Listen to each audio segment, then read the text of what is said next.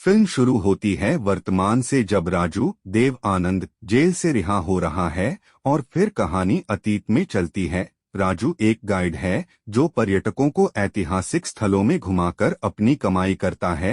एक दिन एक अमीर और बूढ़ा पुरातत्वविद मार्को किशोर साहू, उनकी युवा पत्नी रोजी वहीदा रहमान, जो कि एक वेश्या की बेटी है, के साथ शहर में आता है। मार्को शहर के बाहर गुफाओं में कुछ शोध करना चाहता है और अपने गाइड के रूप में राजू को काम देता है। वह एक नई गुफा का पता लगाता है और अपने काम में इतना खो जाता है कि रोजी पर ध्यान नहीं देता। जब मार्को गुफा की खोज में लगा हुआ है, राजू रोजी को सैर सपाटे के लिए ले जाता है और उसके नृत्य क्षमता और मासूमियत की भूरी भूरी प्रशंसा करता है। रोजी राजू को बताती है कि वह एक वेश्या की बेटी है और वह समाज में सम्मान हासिल करने के लिए कैसे मार्को की पत्नी बनी, लेकिन उसके लिए उसने एक बड़ी कीमत चुकाई है, क्योंकि उसे नृत्य का जुनून है, जबकि यह मार्को को सख्त नापसंद है। इस बीच रोजी जहर खाकर आत्महत्या करने की कोशिश करती है।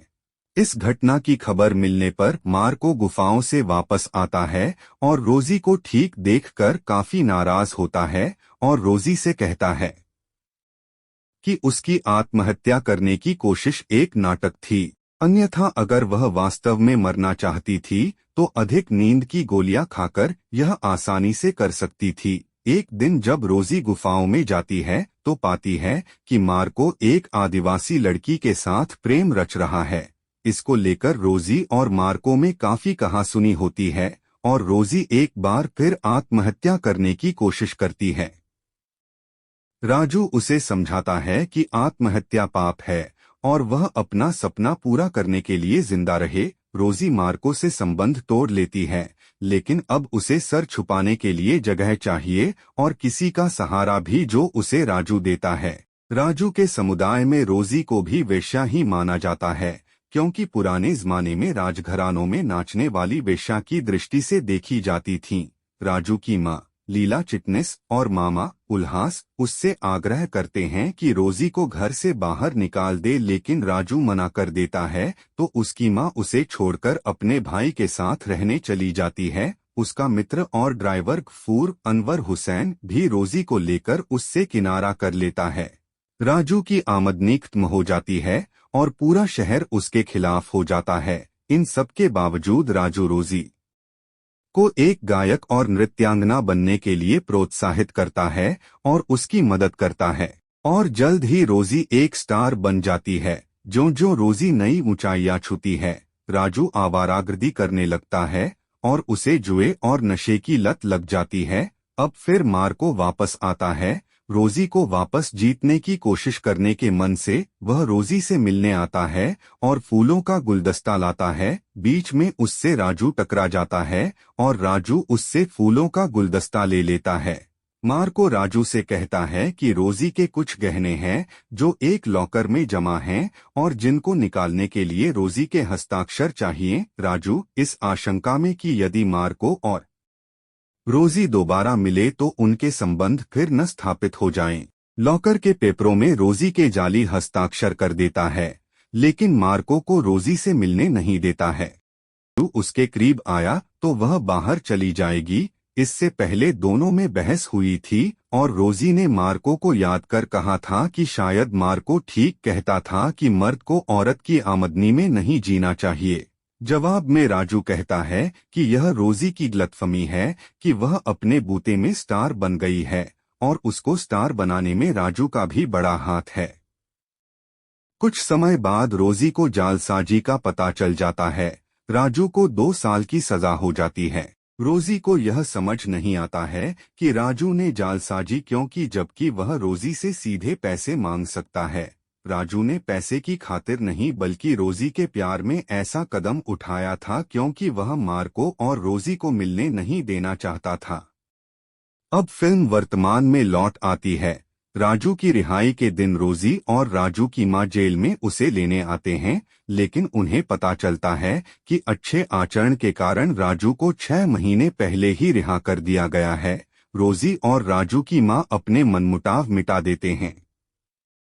रिहाई होने के बाद राजू अकेला भटकता रहता है। गरीबी, निराशा, भूख और अकेलेपन के कारण वह इधर उधर भटकता है। एक दिन वह कुछ साधुओं की टोली के साथ एक छोटे से गांव के पुराने मंदिर के अहाते में सो जाता है और अगले दिन उस मंदिर से निकलने से पहले एक साधु सोते हुए राजू के ऊपर पीतांबर वस्त्र उड़ा देता है। अगले दिन गांव का एक किसान भोला पीतांबर वस्त्र में सोते हुए राजू को साधु समझ लेता है। भोला की बहन शादी न करने की जिद कर रही थी। भोला उसे राजू के पास लाता है और राजू उसे समझा बुझाकर शादी के लिए राजी कर लेता है। भोला और भी आश्वस्त हो जाता है कि राजू एक साधु है। वह यह बात सारे गांव में फैला देता है। गांव वाले उसे साधु मान लेते हैं और उसके लिए खाना और अन्य उपहार लेकर आते हैं और अपनी समस्याएं भी उसको बताते हैं। अब राजू उस गांव में स्वामी जी के नाम से जाना जाने लगता है और गांव के पंडितों से उसके मतभेद भी हो जाते हैं। गांव वालों को एक कहानी सुनाते हुए राजू उनको एक साधु के बारे में बताता है कि एक बार एक गांव में अकाल पड़ गया था और उस साधु ने 12 दिन तक उपवास रखा और उस गांव में बारिश हो गई। संयोग से उस गांव के इलाके में भी अकाल पड़ जाता है। गांव का एक मूर्ख राजू से वार्तालाप के दौरान सुनता कुछ और है और गांव वालों को आकर बताता है कि स्वामी जी ने वर्षा के लिए 12 दिन का उपवास करने का निर्णय लिया है। राजू पशोपेश में पड़ जाता है। पहले तो राजू इसका विरोध करता है। वह भोला को यहाँ तक बताता है कि वह एक सजायाफ्ता मुजरिम है जिसे एक लड़की के कारण सजा मिली है, लेकिन इस पर भी गांव वालों की उस पर से आस्था कम नहीं होती है और वह कुख्यात डाकू रत्नाकर का उदाहरण देते हैं जो आगे चलकर वाल्मीकि के नाम से प्रसिद्ध होते हैं। अंततः राजू उपवास के लिए राजी हो जाता है, हालांकि उसे विश्वास नहीं होता कि मनुष्य के उपवास रखने में और वर्षा होने में कोई संबंध है। लेकिन उपवास के दौरान राजू का आध्यात्मिक विकास होता है और उसकी ख्याति दूर दूर तक फैल जाती है। हजारों की संख्या में दर्शनार्थी उससे आशीर्वाद लेने आने लगते हैं। उसकी ख्याति सुनकर रोजी, उसकी माँ और उसका दोस्त गफूर भी उससे मिलने आते हैं। गफूर को भोला मंदिर के अंदर आने नहीं देता है क्योंकि वह दूसरे धर्म का है।